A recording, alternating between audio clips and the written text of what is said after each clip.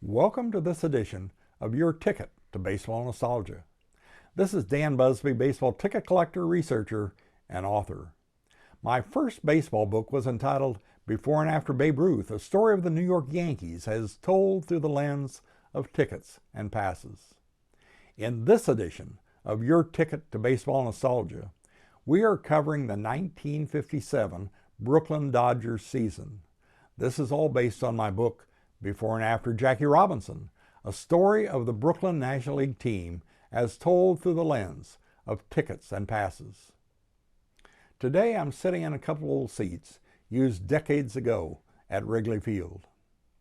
After being traded to the New York Giants after the end of the 1956 season, in January of 1957, Jackie Robinson announced he was quitting baseball and taking a job as vice president for personnel at Chock Full of Nuts, a chain of lunch counters staffed almost entirely by Negroes.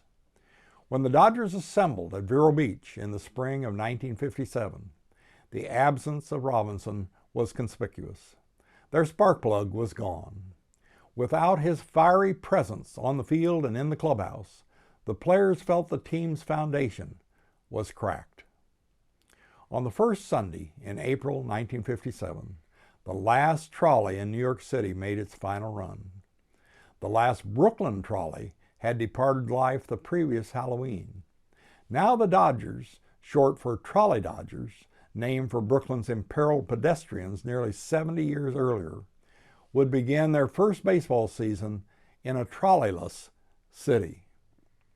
On opening day, the Dodgers were in Philadelphia. Don Newcomb won 7-6 over Robin Roberts with the help of strong relief from Clem Labine. The next day, the Dodgers opened at home with Sal Magley beating the Pirates 6-1 with a four-hitter. Sal was within a week of his 40th birthday.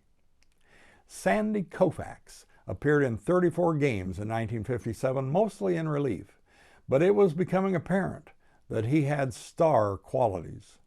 On May 16, he started the game and beat the Cubs 3-2 at Wrigley Field, striking out 13.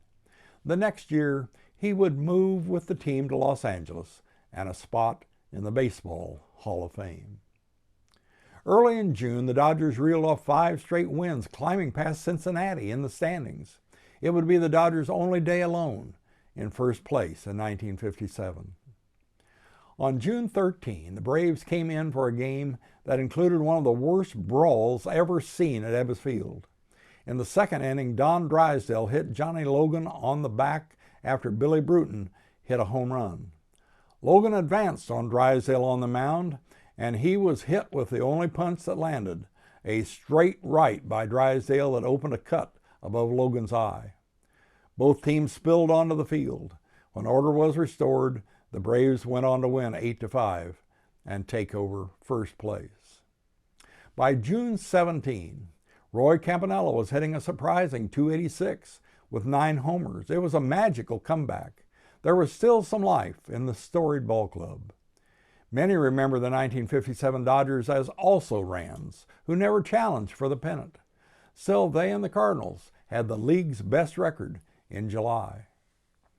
On Gil Hodges night on July 19, the Dodgers took a doubleheader from the sorrowful Cubs and moved into second place, just 1 game behind Milwaukee. For a week they stayed there, missing a chance to take the lead with 1 more win. Then they dropped back to third for the rest of the year. The Dodgers' pitching failed them late in the season.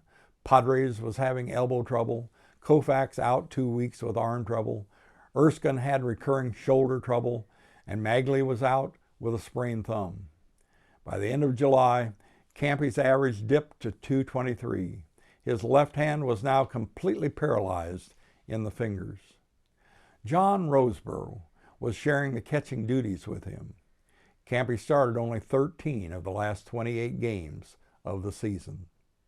The mighty team that had steamrolled that National League for a decade was being put out to pasture.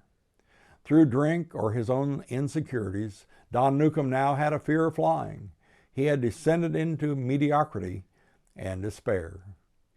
September 24 was the last home game of 1957 scheduled at Ebbets Field. It was a cool and breezy evening. Only 6,702 fans paid to see the Dodgers play the Pirates. The Braves had clinched the pennant the night before. The Dodgers were 10.5 games behind them in third place. The game had no meaning in the National League standings.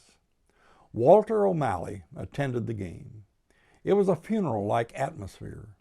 There were rumors that organist Gladys Gooding would do some mischievous organ playing. She was an old movie house musician from Missouri. She occasionally had a whimsical impulse, 3 blind mice to greet the umpires, and a tippling way. Ben Scully remembered that Gladys started the evening with a torch song, My Buddy, which used to be her theme song for outfielder Dixie Walker. Some of her more morose numbers that evening were After You've Gone, Am I Blue, Don't Ask Why I'm Leaving, Say It Ain't So, and How Can You Say That We're Through. Roger Kahn remembered that she also played Chopin's Funeral March, which enraged O'Malley. Before the game, clown Emmett Kelley shed mock tears and was offered mock consolation by Roy Campanella. There was no ceremony on the last day at Ebbets Field, no farewell to the fans.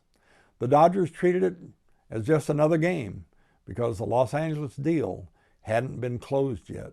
Dave Anderson was the last sports writer to leave Ebbets Field on September 24.